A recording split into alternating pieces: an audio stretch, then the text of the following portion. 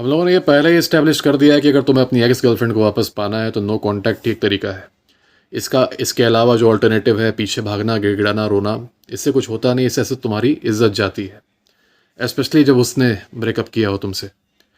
अब जो लोग नो कांटेक्ट में अभी हैं, जो इस प्रोसेस में हैं और वो काफ़ी इम्पेशेंट हो रहे होंगे, तो ये 5 मैनिपुलेशन टेक्निक्स याद रखना जो कि वो तुम पे ट्राई करेगी, ताकि तुम तैयार रहो, प्रिपेयर रहो इस चीज़ के लिए। पहला टेक्निक है ट्रायंगुलेशन। ट्रायंगुलेशन पे डिटेल में वीडियो है, जाके देख लेना। पर वो करेगी क्या इस वाली टेक्निक में? एक थर्ड पर्सन का इस्तेमाल करेगी, थर्ड पार्टी का, तुम्हें जेलस कराने में। तो वो क्या करेगी, और तुम लोग के साथ ये हो रहा है, जितने लोग मुझसे कांटेक्ट में भी हैं वो परेशान हो रहे हैं ऐसी चीज़ को लेके। वो क्या करेगी, अपने व्हाट्सएप पे, इंस्टाग्राम पे, स्नैपचैट पे स्टोरीज़ डालेगी और स्टोरीज़ में फ़ोटोज़ डालेगी दूसरे लड़कों के साथ, किसी और लड़के के साथ फ़ोटो डाल देगी। वो लड़का हो सकता है उसके एकदम बगल में खड़ा हो, या तो उसके सामने बैठा हो, या जिम में वर्कआउट कर रही है तो उसे स्पॉट कर रहा हो।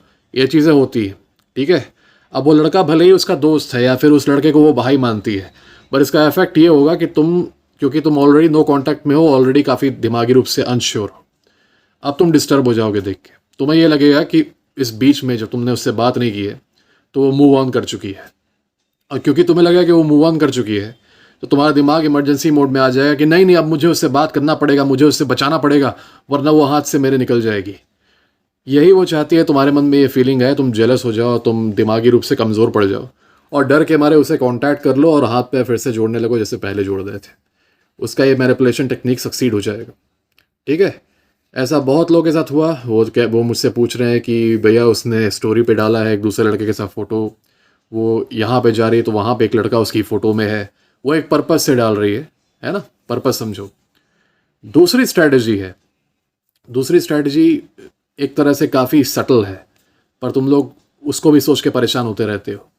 दूसरी स्ट्रैटेजी ये है कि अगर वो तुम्हारे आसपास मान लो रह रही है, या फिर कोई ऐसी जगह है जहाँ पे तुम लोग मिलते हो, मतलब ब्रेकअप के बाद भी तुम लोग उसी जगह पे प्रेजेंट हो, जैसे कि या तो वो तुम्हारे पड़ोस में रह रही है, या फिर तुम्हारे कॉलेज में वो आती है, या फिर तुम्हारे स्कूल में आती है, तो वो क्या करेगी, वो तुम्हारे डायरेक्शन में कुछ बार ग्लैंस करेगी, कुछ बार देखेगी, लगातार नहीं देखेगी, कभी कभी मुड़ के देख लेगी। अब तुम लोग वो देख के डिस्टर्ब हो जाते हो और मुझसे पूछते हो कि भाई आज उसने मुझे 5 बार देखा, आज उसने मुझे 3 बार देखा, आज उसने मुझे 7 बार देखा, इसका क्या मतलब हो सकता है? इसका मतलब ये हो सकता है मेरे दोस्त कि उसने 1 सेकंड लगाया तुम्हें देखने में, ठीक है। देखने में कितना समय लगता है ग्लांस करने में? 1 सेकंड। और 7 बार देखा तो 7 सेकंड। उसके 7 सेकंड के बदले तुम 24 घंटा परेशान हो उसके लिए और सोच रहे हो। वो भूल गई तुम्हें देख के, वो तुम्हारी तरफ ग्लांस करके देखी, उसके बाद अपने काम में लग गई। तुम उसके उस 7 बार देखने से परेशान हो और तुम 24 घंटा डिस्टर्ब हो। उसका यही तो पर्पज़ है कि वो तुम्हें हल्का फुल्का देख के तुम्हारे माइंड में कन्फ्यूजन पैदा करे कि क्या वो अभी, अरे क्या वो मुझसे अभी भी प्यार करती है, क्या मुझे वो बुलावा दे रही है कि मैं उससे मैसेज करूं, क्या वो कह रही है कि मुझे कॉल करो, अपनी आंखों से मुझसे बात कर रही है। थोड़ा लॉजिकली सोचो कि वो सिर्फ 7 सेकंड लगा रही है तुम्हारी तरफ 7 बार देखने में, और उसके बदले तुम 24 घंटा परेशान हो रहे हो। कुछ मतलब बनता है इसका? सोचो, इतना आसान है उसके लिए तुम्हें मैनिपुलेट करना। अगर उससे तुमसे बात करनी है तो वो बात करेगी। किसी को मैसेज करने में उतनी मेहनत नहीं लगती, पहाड़ नहीं चढ़ना पड़ता है ना, बस फ़ोन खोलना है और टाइप करना है।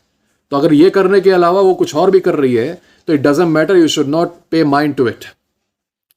तीसरा साइन है, और प्लीज़ इस दूसरे साइन में थोड़ा सा ध्यान रखना, क्योंकि तुम लोग डिस्टर्ब हो जाते हो कि तुम्हारे आसपास पड़ोस में है, या फिर कॉलेज में है, या फिर स्कूल में है ना। एक तरीका बता देता हूँ कि इसे कैसे डील करना है। तुम्हारी तरफ वो देख रही है, तुम उसकी तरफ मत देखो, है ना।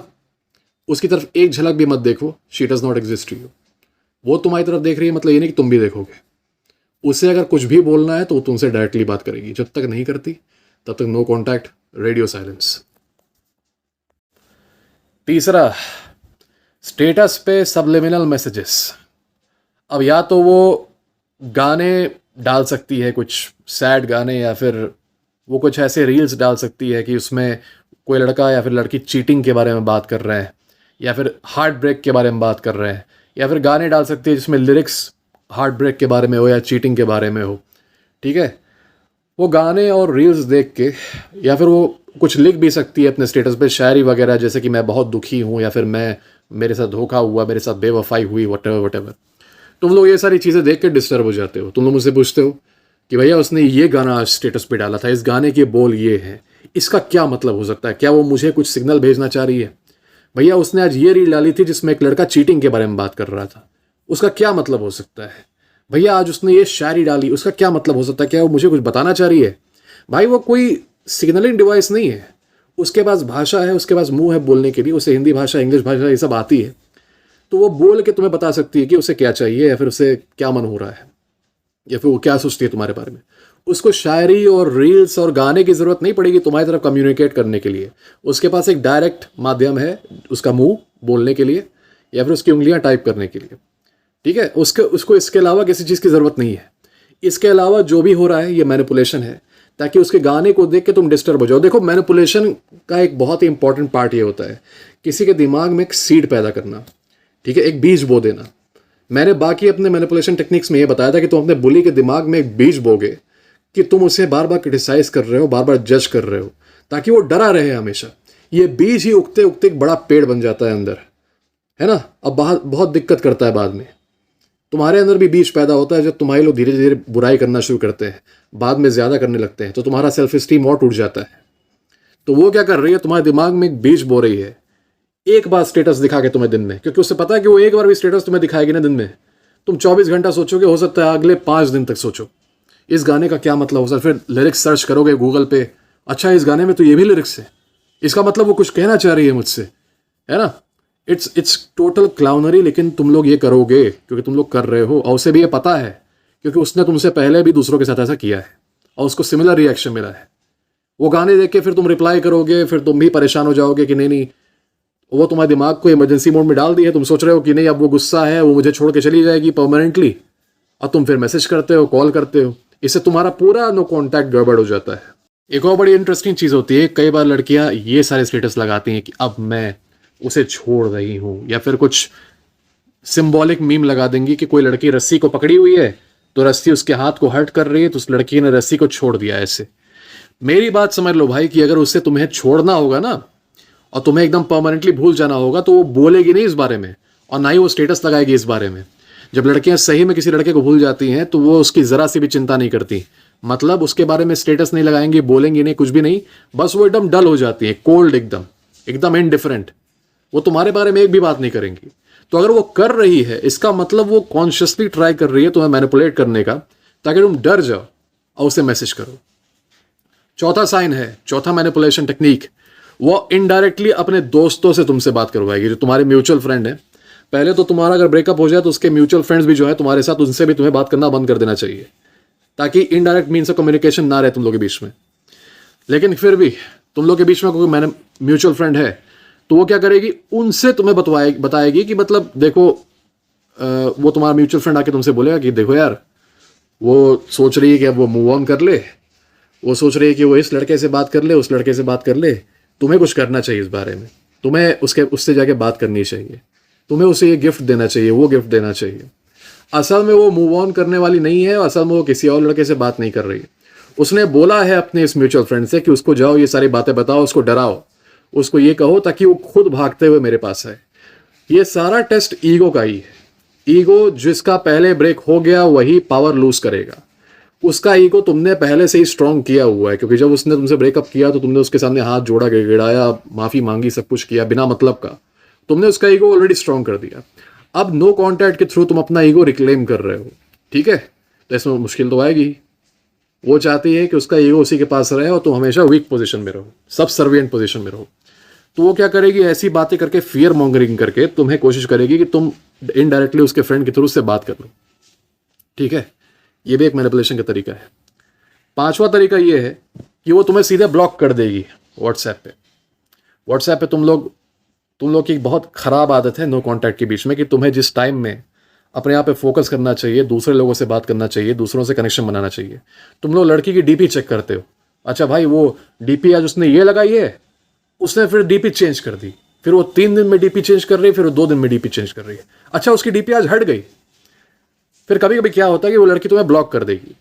अब ब्लॉक कर देगी तो तुम लोग चले जाते हो एकदम हे वायर, एकदम इमरजेंसी मोड में, पागल हो जाते हो उसके ब्लॉक करने पे, है ना?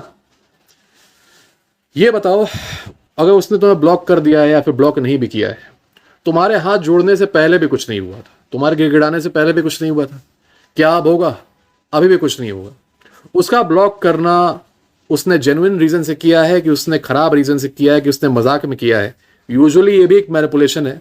उसे पता है कि जब वो तुमसे बात नहीं कर रही है तुम इतना डर जा रहे हो, वो तुम्हें ब्लॉक कर देगी तब तुम्हारा क्या होगा, ये सोचो, है ना।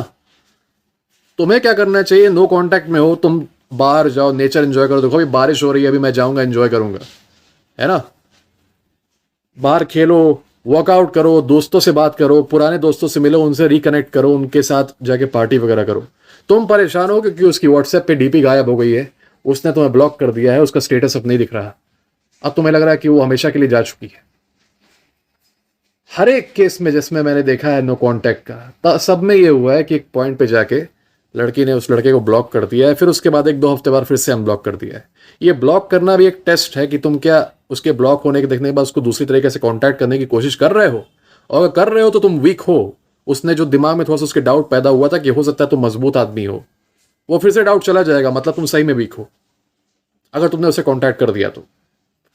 इन सारी चीज़ों का एक ही इलाज है, सारे मैनिपुलेशन टेक्निक का जो तुम पे ट्राई करेगी, एक ही इलाज है। अपने अंदर हिम्मत रखो, गट्स रखो, दम रखो।